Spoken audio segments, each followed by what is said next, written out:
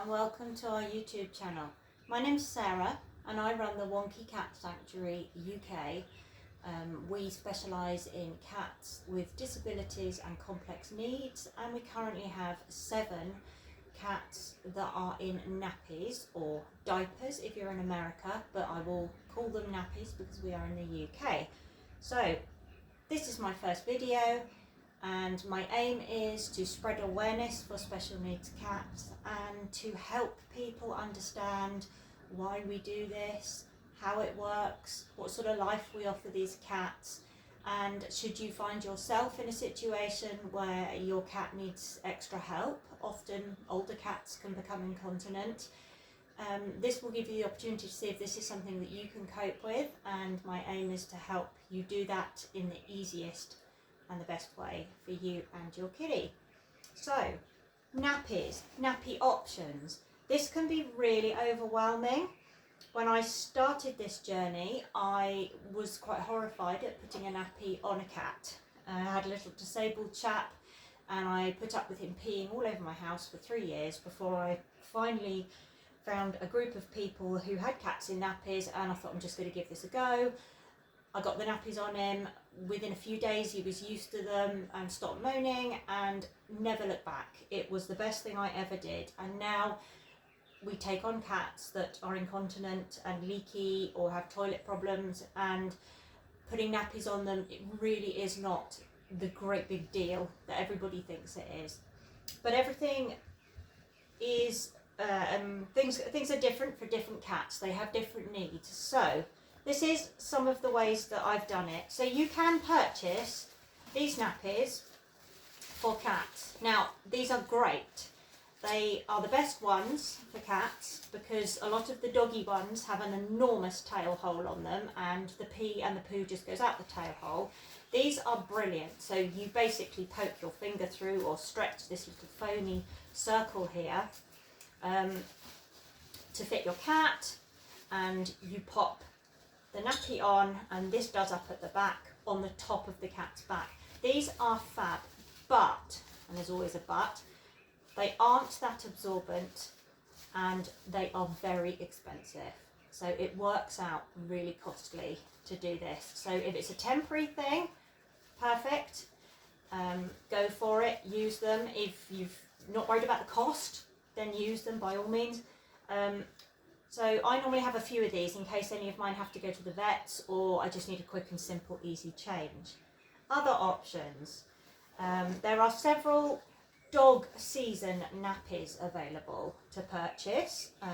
Amazon do them really cheaply. You can buy, I think, 3 pairs that will fit most cats, and I'll talk about sizes and what have you a bit later on in the video.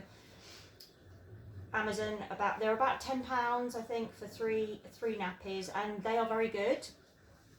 They look like these, but they have a tail hole in them. These I've had to adapt for little Beatrix, who is a Manx cat, and she has a little tail stump.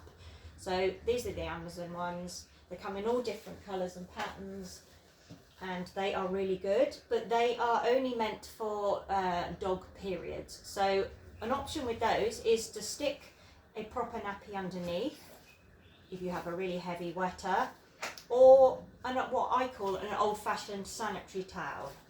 Kotex in the UK make these. These are great. They're sticky, so you can stick them straight into here, and you'll see as well on the dog. This is a dog nappy made by Glen Darcy, which are a UK company. These are absolutely fantastic. They come in all different sizes.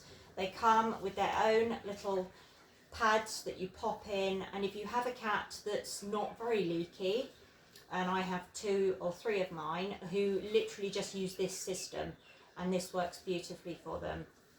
But the tail holes are a little big on these, and my answer to that is a washable breast pad for nursing mothers with a cross cut in it. This goes on first on the tail, like so. Tail goes through there, and then I stick the sanitary pad or the reusable pad in there. That works really nicely, and that's quite a cheap way to nappy your cat, and it's less bulky to. You can cut the sanitary towels in half if you need to, if you've got a kitten.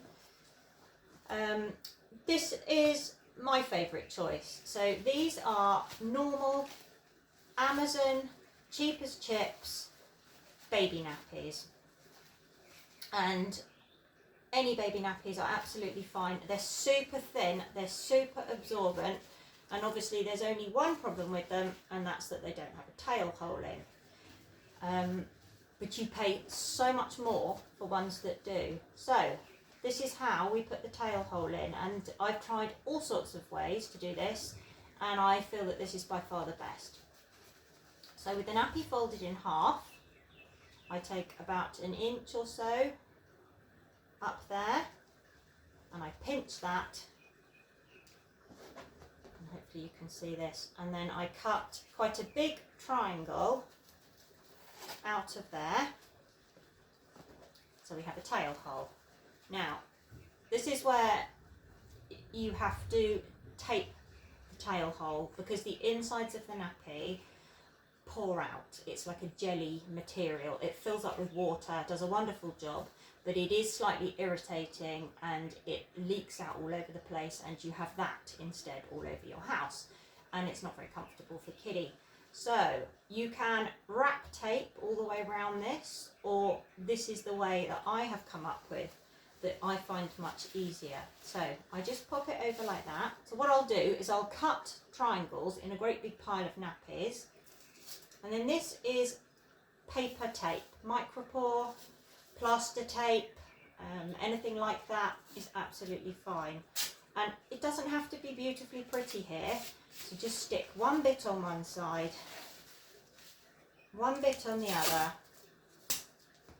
Again, don't worry if it's pretty or what it looks like. Make sure the two bits are stuck together, and then cut a slit in there. And I find for my tails, I just poke my finger all the way through, and that works beautifully. Now that's got a little bit of stretch on it, that's comfy, and obviously nothing is going to leak out of the nappy now. So that's how quick it is to do that. So I'll do a big pile, and then I'll show you again. Some people cut a slit, which is also fine. You can do that. So you can cut this, as I say, everybody's got a slightly different way. So you can cut a slit.